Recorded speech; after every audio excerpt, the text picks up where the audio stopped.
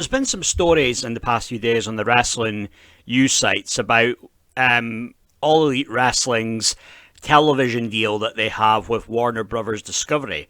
There's some people have been saying that that apparently Tony Khan is unhappy with a UTV rights offer that allegedly that Warner Brothers Discovery has offered them.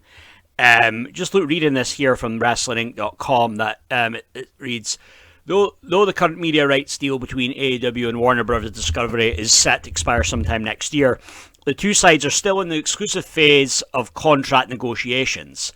And according to a report, AEW will be legally allowed to negotiate with other companies beginning in July, and new owner Tony Khan is said to be unsatisfied with the current offer on the table from Warner Brothers Discovery. This is despite the fact that Warner Brothers Discovery CEO and the TNT Sports executive reportedly want to keep the promotion around. But with publicly, Tony Khan is vocally supportive of the partnership, talking up the history of the two companies and his appreciation for the Zaslav following this the Double or Nothing pay-per-view. It's not official, but it looks as though WWE is set to lose the rights to air NBA games following the 2024-2025 season. And I'm guessing people are saying that, well, they won't be airing NBA anymore. They will devote more time and attention in towards All Elite Wrestling, with the promotion of that. And with this, Khan first signed a deal to air Dynamite in 2019 before two sides agreed a UTV deal in early 2020. And then the third hour of programming was added with Rampage before Collision was introduced. That was last year, which was mostly because of what happened with Punk and the problems with Elite. An early 2020 contract was reportedly 4 years, they said, with a 5th-year option that Warner Brothers Discovery exercised last year. So apparently, though, Tony Khan is unhappy with this UAW TV rights offer. They supposedly were getting a lot of money a year. There was a very good, to most people it would be a very good deal, considering it's the U Wrestling organization. But with, I think the thing with this though is that ultimately, Tony Khan has to have his businessman hat on more than he has his booker hat on, trying to impress the Dave Meltzers of the world. Tony Khan has gone on many podcasts talking about, and even I think in conversations with Dave Meltzer, saying that he feels that, maybe there should have been more wrestling on Dynamite last week and should have been a bit more time for wrestling matches. And I'm thinking, man, there's more than enough time for wrestling matches. You need to be, quality storylines, interesting, unique characters. That's what you need to be focusing on, Tony. It's all well and good having a dad who's a billionaire who can write you $100 million check to start up a wrestling company in the first place. But now you're in this position, you run the company, you run many other businesses, and I've got respect for you with that, with all the hard work that you put in. But at the same time, can you really be unhappy with this, supposedly, whatever offer it was? I'm sure it was probably a fair offer that reflected how things have been going with the programming, with Dynamite, with Rampage, with Collision, with the ratings that they get. I imagine that they gave him a fair deal, in my opinion. Now, there's always, in business, it can be just like in anything in life when there's conflicts. It could be three sides to every story, you know what I mean? But I would bet that they gave them a pretty fair deal, that they thought, this is what it's worth. But Tony Khan though. But when it's hard to take Tony Khan seriously when he just does so many things where he acts like kind of like a clown, right? And when he's talking about how he's a proud Dave Meltz, wrestling observer subscriber back in the day, and it's just, this is so unbecoming of a guy that's supposed to be running like multi-billion-dollar companies. You know what I mean? It's not just Tony Khan with All Elite Wrestling. It's the Jacksonville Jaguars. It's Fulham's football team. It's it's some like engineering company he owns or something. Like he needs to be getting his businessman hat on and not wrestling booker hat. But again, in his mind, it's kind of like he's kind of like Vince McMahon. He might not give Vince McMahon credit after everything that's happened, but he very much probably has been inspired by Vince McMahon. But with this, some people might ask, well, if Warner Brothers Discovery drops AEW programming, who could they then go to for a TV deal? And again, I'm not entirely clued up on all the networks and the stations in America. I'm here in the UK, and I have a bit of an idea, but I don't think that AEW could go to the USA Network, could they? To have like Dynamite aired and all 3 shows, even for that matter. I mean, again, I'm not sure. I mean, I know at one point, was it from like 2002 to 2005, Raw was on Spike TV in America, right? It went from, I believe, USA Network to Spike TV. And I'm guessing that was kind of seen as a downgrade at that point. The business had kind of been going down a bit. Rock was no longer around, neither was Stone Cold. But then after that, it lasted about 3 years, because I remember the Homecoming when they went back to USA in late 2005. And then TNA ended up picking up Spike TV ended up picking up TNA, right? So you never know. They might get a good deal like that with the USA Network. But I mean, for the American people watching this, fill me in, tell me if I'm talking nonsense, and tell me there's no way on earth that they would get that if you think that's the case.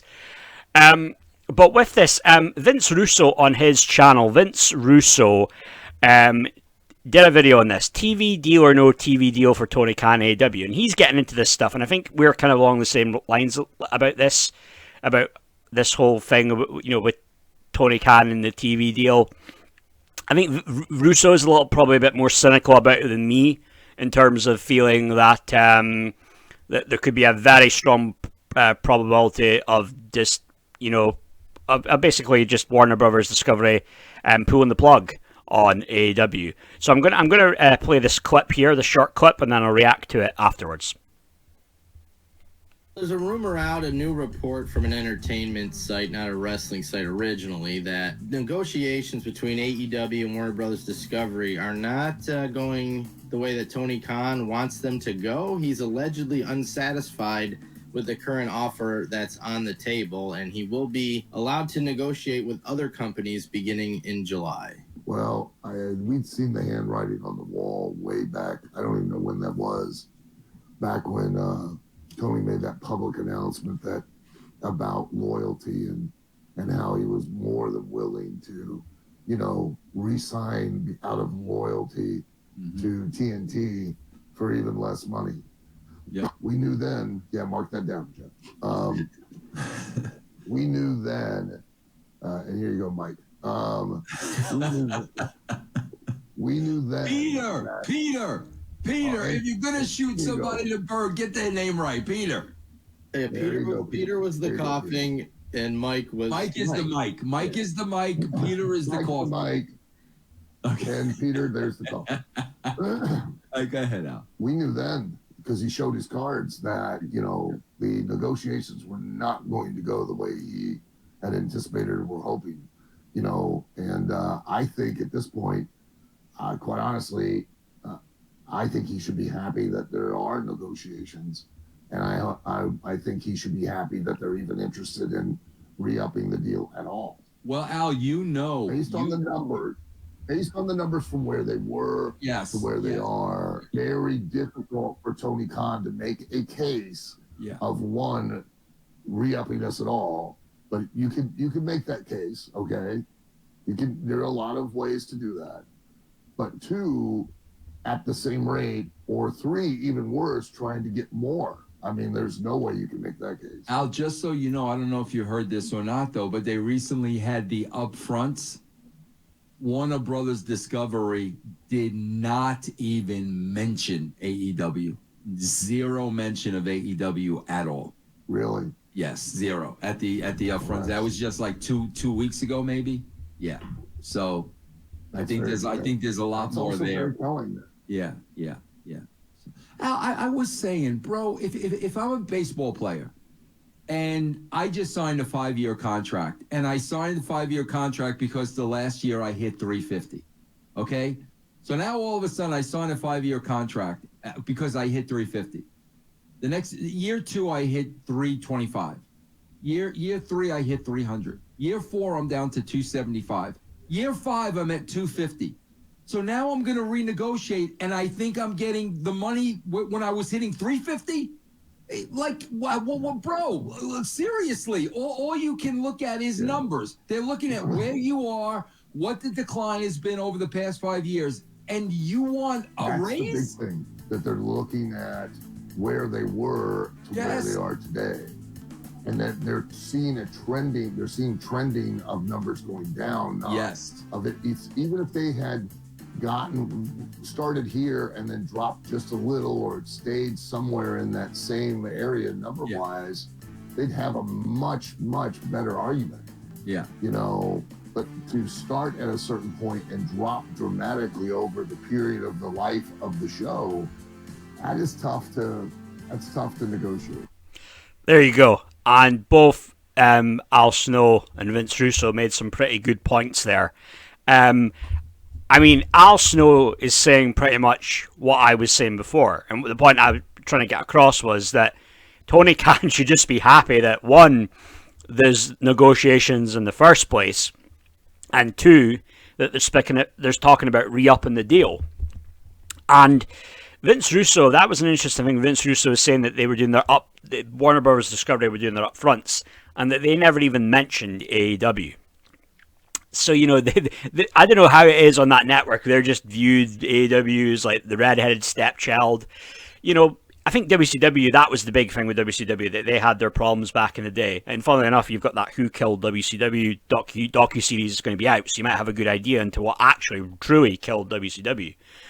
Bischoff talks a lot about how back in the day it was those standards and practices people. I think Terry Tingle was a name he mentions a lot.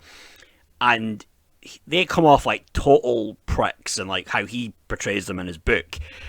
And the big problem was that, you know, in the end, they just were snobs and they looked down on wrestling. They weren't a fan of it. You know, it was 1998, the height of the Attitude Era. Wrestling was hotter than ever. They didn't care. They didn't want wrestling on their network. And I don't know if it's like to that extreme with the people there at Warner Bros. Discovery, but there could still be that kind of thing of, this wrestling shit's fake, and kind of snub their nose at it. There could be that as well. But also an interesting point there that, you know, I mean, both of what they were saying, you know, Al Snow and Russo, you know, Al Snow was saying, well, the numbers have gone down. They just keep going down and down, it looks like, right? I mean, I don't follow the numbers weekly, but from what you hear, though, the ratings haven't been good. These new people they've brought in, and I'll get to them in a minute, they haven't really been doing anything to get the ratings up. But, you know, that was the thing with what Russo was saying. He was making that analogy with baseball, and I'm not a baseball guy, but I think basically what he was saying is, you know, you perform less, you're not, it's like a footballer, right? Like a striker not scoring less and less season after season after season. A striker in soccer, football, whatever. Eventually, his contract's going to be he'll get paid less, you know. I imagine that's how it goes in, and that's how it works in, in baseball, right? You know, yes, your Mbappe's and your Haalands can with their agents get ironclad contracts, but more often than not, the less you're doing, you're going to get paid less. You're not going to get paid more, right? So if Tony Khan's got an issue about them not paying them enough, but it's like, look at the numbers, Tony. Like, take a look in the mirror, then you look at the numbers. Right? Because at the end of the day, these executives aren't stupid. They're not dumb. Don't work them. I know you're in that kind of wrestling business with a carny mentality. It's kind of like that who's working who thing. But these people at the same time do have it up here in the head. You know, they understand. They know when they're in a negotiating at the negotiation table. They know if somebody's bullshitting them. You know, and I don't think a lot of these people, these executives, when they're seeing the shit that Tony Khan's doing, wearing a neck brace and other things where he's just acting like a clown in interviews, and how he comes off at these scrums, press conferences, whatever you want to call them. They're thinking, this guy's kind of an idiot. You know what I mean? And I imagine it's not like he's always got his dad Shannon to hide behind, in these meetings. He could carry himself fine as far as a ruthless negotiator goes, but it's a little bit different with Tony Khan, right? It's probably a little bit different with him. But, Tony Khan's putting on, as far as, AEW and Warner Brothers Discovery, like a united front, saying that things are all good and putting them over. So that's all well and good, as far as for him, But I think a big thing is that the issue is with the ratings, right? The ratings have sucked. And it's like, this was from like last, so this was the 8th of May. And with the ratings, it was 703,000 people viewed it overall, and representing a minuscule 1% bump from last week. And talking about the 18 to 1849 demographics, that's the main demographic I guess they cared about, and they made a big thing about that, and Jericho referred to himself as the demogod. The highest rate, and look at this, the highest, so you got the highest rated segment tonight was the highly advertised face-to-face competition between Swerve Strickland and Christian Cage. But then you had the lowest rated segment, that was the main event. I mean, the main event should never really be your lowest rated segment. Think back to Raw in 98. 85 to 90% of the time, Austin was the main man, he was closing the show out. So that's bad when your main event is the lowest rated segment. It's like, come on. And these executives aren't stupid, you know what I mean? I mean, they're not stupid. Like, they'll know if somebody's bullshitting them. And they're looking at this, and I'm sure nothing gets past these guys. They're looking at this and they see, oh, this you guy's coming in, Okada. What? What's this? He's getting $4 million a year for 3 years? And this Mercedes Moné's coming in? Okay, she used to be Sasha Banks in WWE, but what? She's not moving the ratings. She's, you're paying her what? So these people, they see through bullshit. And don't think just because you're in the wrestling business and it's that old school carny mentality, you're going to dupe these people, because you're not. So Tony, from what Alistair was saying, he should be happy. He should. There's still maybe a negotiation there, and be grateful, essentially. But yeah, I mean, people shit on Russo though people were still shitting on Russo with his writing in TNA when they got 1 million viewers, and that was I believe it was the Impact after Bound for Glory when Jeff Hardy turned heel, and there was that big Immortal faction.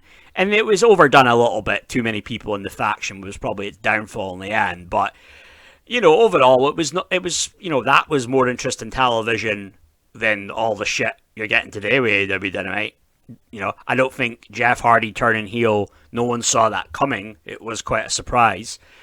But yeah, I mean, the ratings are low. If AEW are getting if they're going to get that deal renewed, and still be on Warner Brothers Discovery, then they should be happy. I don't think it'll be like the downfall with TNA that they had 10 years ago from the low rent networks they went on. But it's not looking good though if the numbers keep or remain low like that. It's one thing, a lot of the smart marks buying the video game, getting the big crowd that you did at Wembley Stadium, but at the end of the day, that's all there. It's all about the metrics on the television shows, and they haven't delivered at the end of the day. So it's not looking good, and hey, you never know. Warner Brothers Discovery might just pull the plug on AEW programming.